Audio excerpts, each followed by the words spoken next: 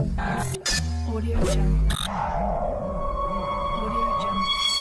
What is up, YouTube? I'm back with my buddy Jesus Gomez, and we're going to be covering kind of his journey as an Amazon seller. You know, we've come a long way. He's been watching my channel since the beginning. And if you guys are new here, my name is Luke W., and I've brought over 300 videos of Amazon FBA content to the channel. But we're going to break it down a little more personal today and get Jesus's take on everything.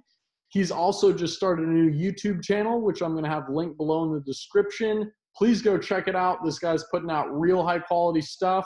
And without further ado, Jesus, welcome to the channel. How are you doing, man? Thank you, Luke. How are you, my man? All good, all good, all good in the grind. Yeah, so pretty much what we want to bring to you guys in this video is a little bit about his experience. And Jesus, if you don't mind just giving us a little background about what got you into starting to want to sell on Amazon.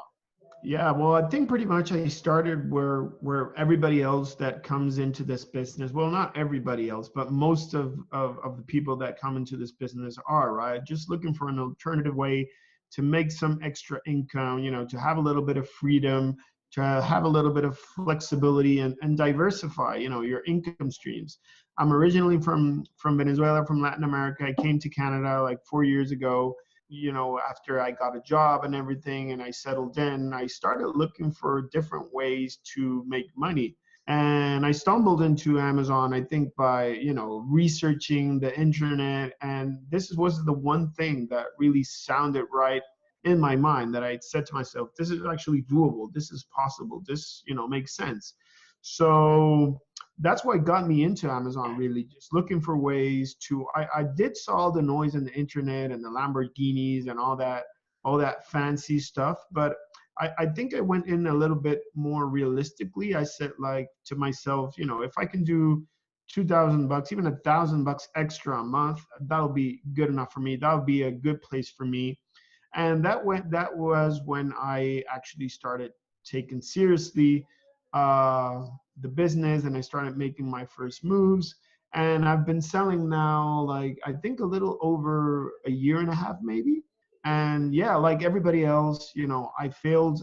My first product was a disaster, mainly because of, you know, newbie mistakes that I made. My second product did a bit better, but then my third product, you know, I changed the whole strategy. I did a lot of outside the box thinking, and that was when I started having, you know, what I like to think that it's significant success.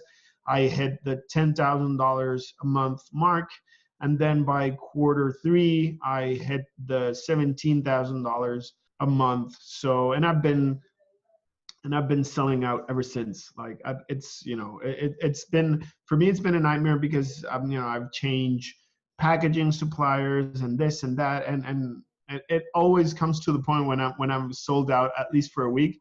But I've maintained that traction, and I also created a brand outside of Amazon that helps me whenever I'm out of stock, that whatever something happens, whenever even I'm pitching new products, I have an audience there that I can pitch it to. So I think that was the key to the success. Yeah. Oh yeah, so we are definitely going to touch on his social media approach to building a brand and really just slingshotting his sales into the stratosphere, if you want to put it that way, because the reach that you can get outside of Amazon is really almost just huge. I mean, Amazon is very big, but then when you think of Facebook, Instagram, YouTube, and putting your product in the hands of influencers who can put your product out in front of their audience that wants to get a discount for your product, you know, you can in turn launch your product in a very effective and cost-effective way as well. But before we jump into that, I want to continue on the topic of kind of your journey in all this, because we were just talking before the call, how is Amazon dead? And, you know, is Amazon oversaturated?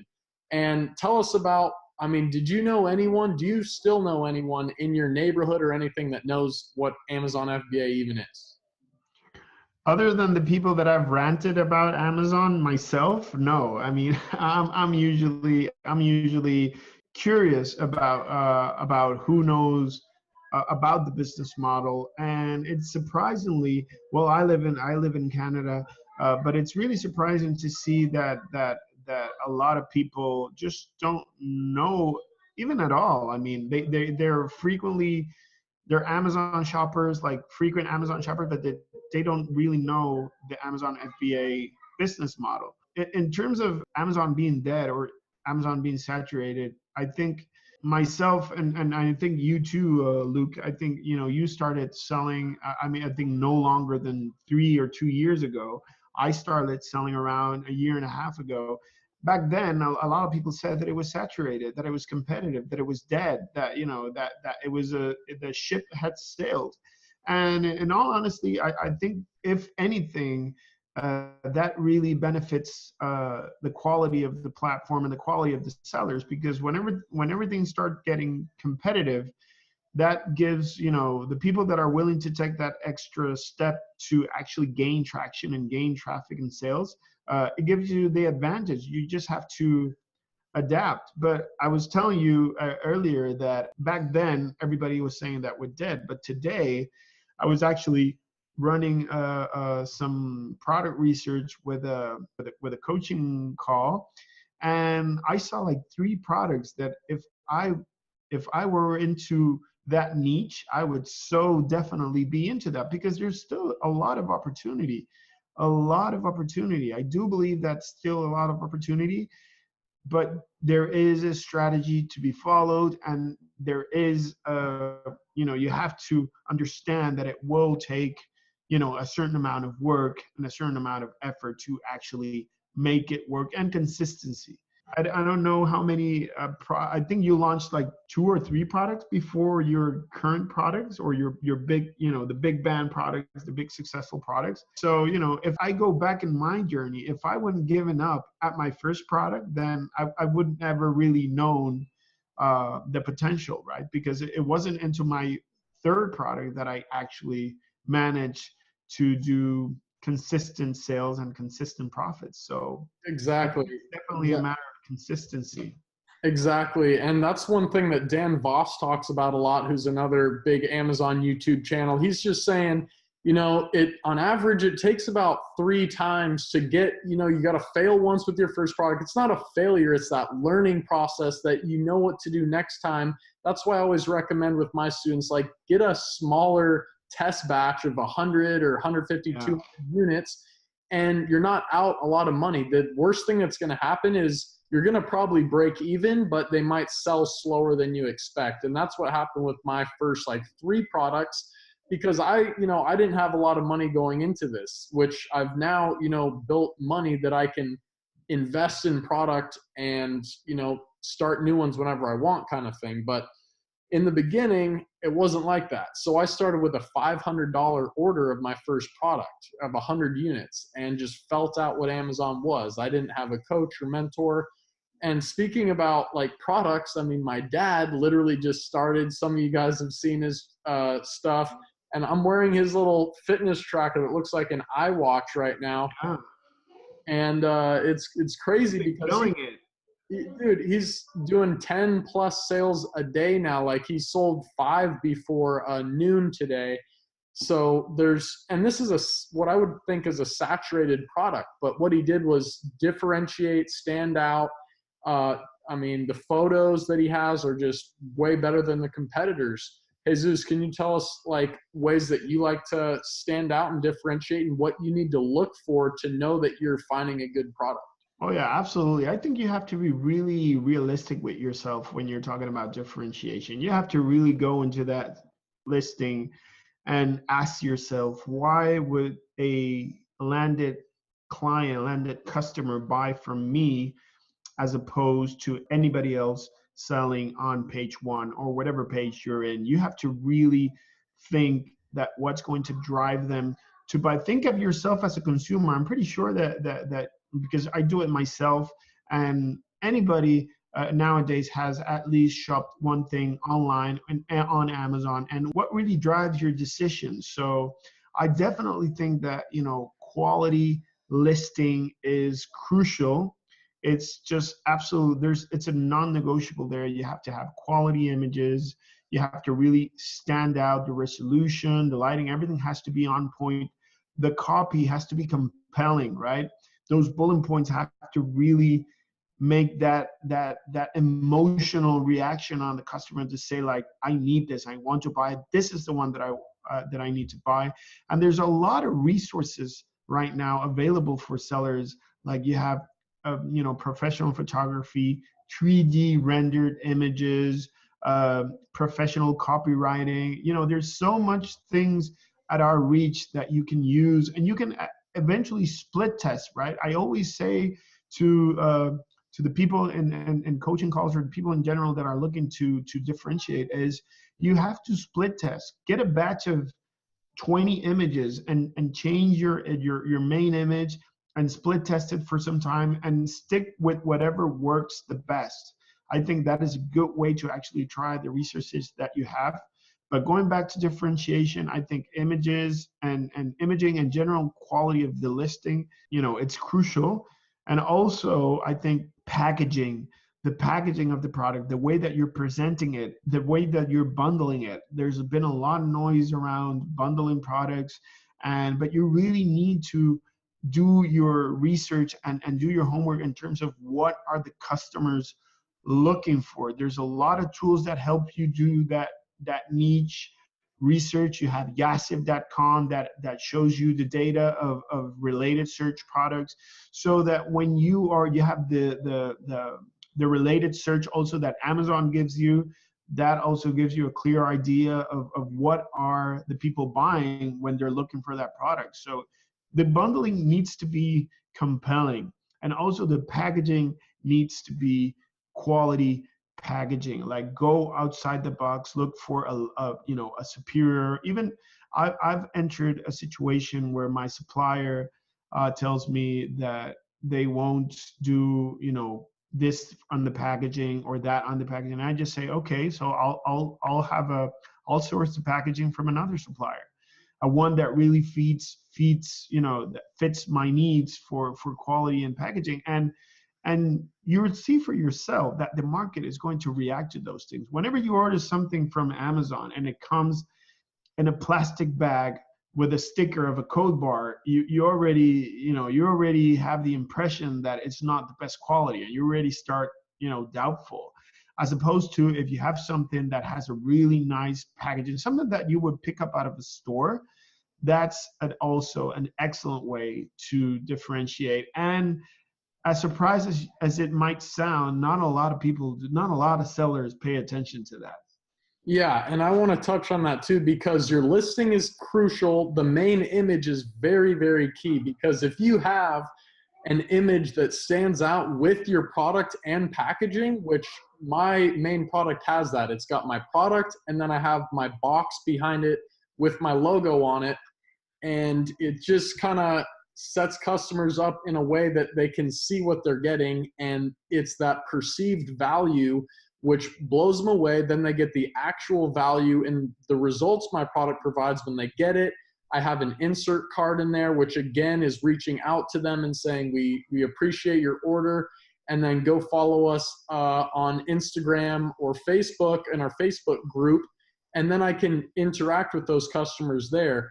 And that's just a really powerful way to build the brand, because Amazon doesn't necessarily let you just say anything to these customers through their email templates. So that's leading us into social media. Jesus, do you want to just break down, like, I remember you took my course, man, and this thing set you up with the social media. You took it and ran with it using Captivate and everything. Yeah, absolutely. I mean, I think when I started, when we started collaborating after I took your course, I think that was one of the key factors in the success of my product, because for the first time, I was actually building a brand that it was perceived outside of Amazon. So even before I launched the product, I started an Instagram account, and I started reaching out to influencers within the niche, and I have them testing the product, because I sell products in the beauty niche, and a lot of these products are, I'm not precisely an expert on them. So I actually reached out to experts, to influencers that were well connoisseurs with the type of products that I sold. And I just started gathering feedback, and that feedback allowed me to, really dig in and explore the way that I could add value and increase the quality of the product. And I wouldn't been able to do that if I wouldn't have that interaction through social media.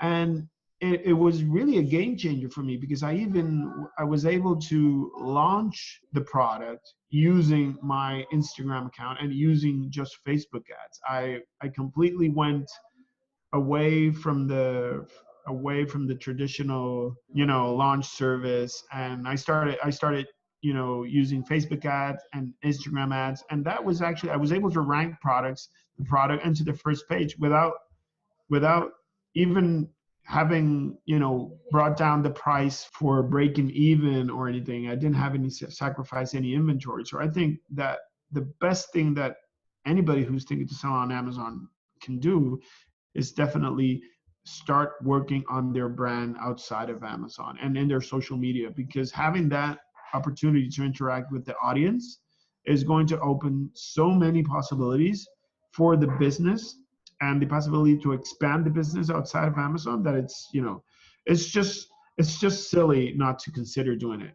And an important thing to think about as well is with your product, like my dad with these like super saturated fitness watches, you can almost look at that and say there's no way he's going to make sales when yet he's doing 10 a day. But if you just set your product up in a way that it's got kind of a brand behind it, like he has a special name for his, that makes it easier to give to these social media influencers and run with it, that this is a quality product. The person who stands behind it is a doctor. I mean, all that. Absolutely. Absolutely. It's the same principle that you would apply when you're shopping on a mall or in a supermarket. If you go to a store, and if you go to Best Buy and you want to buy something and it's just sitting there on a blank box, it's very likely that you won't even see it. But if the packaging stands out and you can see that there's some kind of brand behind it, then you say, okay, so this is real and this has quality. So that is definitely what I want. And tell us how it was for you to build this Instagram. We're not talking about your personal Instagram account. We're talking about your brand for your product just in Amazon. Like, tell us how you did that. Yeah, I mean, for me, I was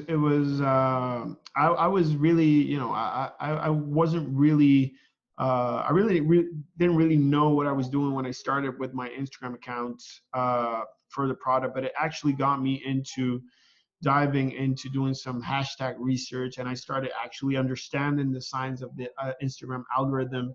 And I started using, these Instagram growth apps like Captivate. But basically, I started, unfollowing and following users within related interests, and I started interacting with the community. I think that was what gave me the extra push, because definitely the idea of having an Instagram account is that you are posting quality content that the people will react, right? And once you get those reactions, you need to really follow up. You need to answer those comments. You need to, build that community to let your followers know that there's somebody behind that profile. There's somebody behind that brand.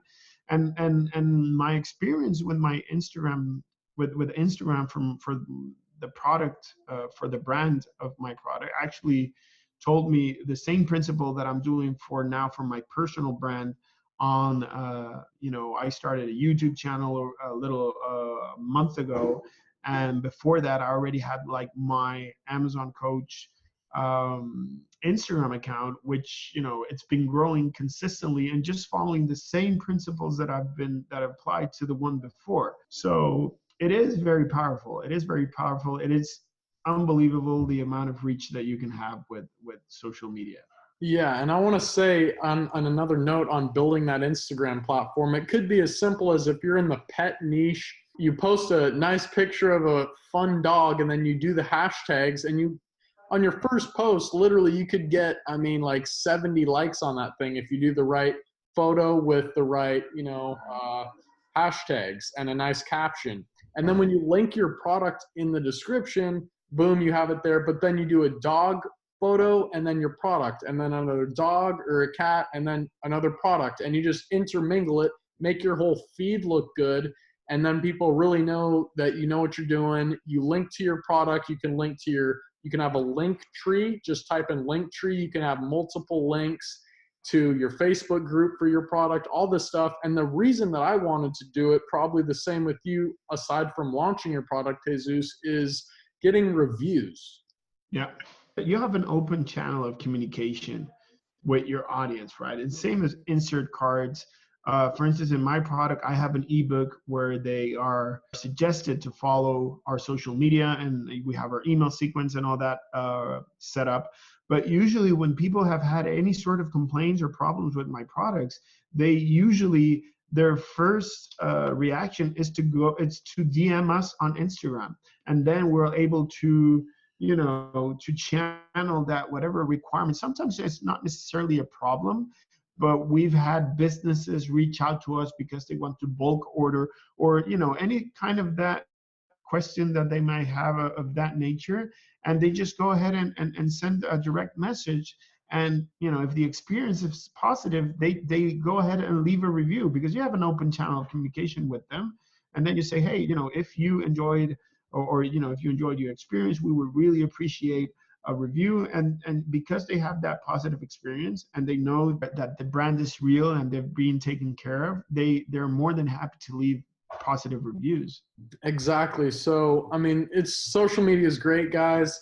You want to make sure your Amazon product within that Amazon platform is already, optimized, because you don't want to send people from external networks paying for advertising on those places like Facebook in your listing, which isn't great. You need good reviews on that thing. I mean, get reviews, entice your customers to leave a review, and show off the photo with the product with a photo that they take with it, maybe if it's that kind of a product. And that's going to increase conversions as well. But I don't want this video to go on too long, but I want to ask Jesus, is there any future plans for you? What was the cap that you hit so far per month in sales, and what do you have planned for the future?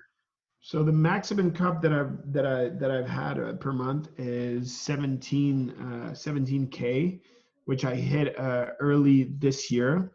As I said before, I've been around the margin of the 8,000 and 12,000 a month average. February for me, which was crazy. I think it had to do with Valentine's Day, that it was my product is really gift friendly, so I think that had an effect on sales. But right now I am working on a higher ticket product. It's going to bundle. I'm working right now on packaging, which on my experience can take a lot of time, because if you're dealing with packaging suppliers in Alibaba or in China, you have to be really picky. You have to be really demanding with your package if you really want to stand out. So you have to be willing to sacrifice a bit of time in order to have something that will really differentiate. So that bundle, it's supposed to be going live as soon as it's ready. The order has already been made. We're actually waiting on the final boxes to be produced, so everything is picked and packed and sent to China. We already have the images, we already have the listing. This is going to be a higher ticket product, so we're really looking forward to that. Yeah, so the one thing, I mean, that was great. 17K a month, man. Like, yes, I can't wait for Pops to get there too. And I mean, I'm sure it will. And when I started, I said 2K is more than enough. And then I hit 2K, and then I said, okay, so if I did 2K, I can do 5K. And then it went all the way up. But, last year over the holiday season, numbers were just so crazy and this is something that, a lot of people, like when they're managing risk, right? If you're probably selling slow during the year, you're probably sell out during Christmas anyway, or you're most likely break even. So it's something that you really need to consider when you're starting out. yeah, the biggest risk factor is investing in a high ticket product and a lot of that inventory, because you may sell slower, you may have a problem with it. Just get a low ticket thing to start with. And honestly, get your feet wet. Yeah, the first best time to plant a tree was 20 years ago. The second best time is today, guys. So you need to realize that in 6 months, that's Christmas already. So and it will take more time than you expect to just, you know, learn the things in a program, or even longer if you're just watching random videos on YouTube and don't have anyone to ask for, you know, one-on-one help.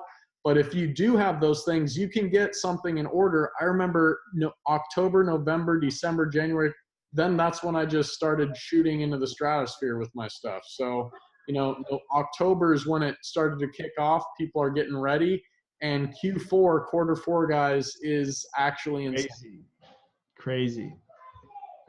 It is, you know, if I would summarize, if somebody would ask me today, what are the most important steps that you need to take to start an Amazon business? I would definitely say my first recommendation, without a doubt, would be get a course, because that's going to teach you everything on a structured way from A to Z. Then invest in some one-to-one mentorship, because that also is going to give you that extra push, that extra reassurance. And the step 3, guys, is take action. Do something. You wouldn't imagine, and I'm sure, Luke, with your experience with courses and coaching, there's so many people, you know, sitting on the fence wondering, you know, whether they should or they should not, without doing absolutely anything, and it's killing them. But if you don't do anything, then nothing will change. So Yeah. it's time to do something. I mean, Jeff Bezos even said in one of his videos I watched on YouTube, he's like, you know, when I was younger, and the things that just started to stress me out the most was when I knew I should have been taking action on something and I wasn't executing it. I knew it was easy to do. I knew all I had to do was do it. But week by week went by and I didn't do it. And that's what leads to anxiety and stress and all this. And the best thing I learned from skateboarding is just go for it. Like, even if it's a crazy trick, just go for it, kick out, and then immediately you feel so much better. Absolutely, man. I saw a quote the other day. It was really good. It says, nobody gets fit by reading about fitness. You need to go and hit the gym and do stuff, right? You know, you won't get fit by reading, you know, Men's Health every day, all day, right? You need to really take action. And the same applies for Amazon or any other project that you might have. You know, if you get stuck in that information, you know, just consuming information, you become overwhelmed, and then you start overthinking, and then you hit a plateau, and then everything stays the same. So there you have it. You know, get a course, get a coach, and start making things happen. Yeah, and I'm not trying to like do a shameless plug, but I'm going to do it anyway, because I mean, I can't guarantee like go do this course or this course or this course, because I'm not the guy teaching it. But what I do know is that like I've helped a lot of people, and I am a guy who's actually going to be there to tell you to take action and be like, I push people to do things. I push them to get my course too. And then I say, I push you to get it. Living proof. Yeah, man. And even my dad, like, he never thought he would have done it. He was feeling a little bitter. I mean, he's been having the same job for 37 years, chiropractic, same thing every day, just that routine, almost robotic. And he doesn't want it. I could tell it was going downhill. He took this course of mine during the winter, and it was snowing in February. So what, 3-4 months later, I mean, he's doing $3,500 a month right now, and and it's only 3 weeks with his product in. So you just gotta. Yeah, I think it's that's why I can't stress enough the you know, the importance of you know, of having a course to get your, you know, your information in order, and then that one-to-one mentorship is like, it's really helpful to, you know, to have somebody to talk you through it, or when you need a little reassurance, even when you're halfway advanced, it's always good to brainstorm and have like that mastermind setup. So, and the connection, the value that you get from that connection shouldn't be underestimated. So. Right. And I mean, that's what you're doing now too. You learned, and now you're learning to, you know, you're going to start teaching people, and your knowledge is just going to advance just like ×5, you know, the more that you. Yeah, absolutely. Yeah. Ever since I started, like, even with I really have a small, what it would be considered a small following. There's already a lot of people reaching out, and I don't, you know, I don't have a course or anything. I won't plug anything shamelessly yet, but but yeah, but I do have a calls. I do enjoy consulting and coaching, and there's a lot of people out there. They just want that extra push, that extra reassurance, and if you're able to be a part of that, it's really, it's really fulfilling. So that's the main reason why I've gotten to, this coaching venture as well, and because Amazon for me was such an eye opener for the possibilities with e-commerce, that literally, when you think about the grand scheme of things and you see the potential with social media and with e-commerce, I think, it's definitely the way of the future. It's fun, it's exciting. I think a lot of people are just a little bit too impatient, and they just don't enjoy the process and embrace it.